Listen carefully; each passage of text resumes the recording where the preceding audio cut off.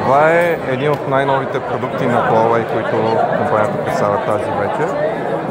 Като става дума за MateBook X Pro лаптоп, който е изключително тънък. Тежи едва 980 грама.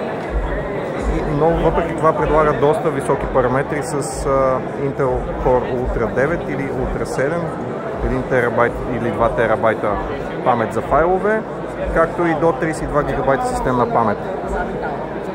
Има 14,2 инчов OLED дисплей и просто вижте колко е тънък.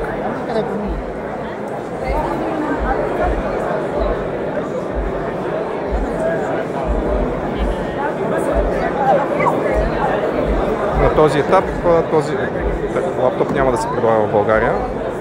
Иначе можете да видите, че има и бързо зарядно до 90 вата.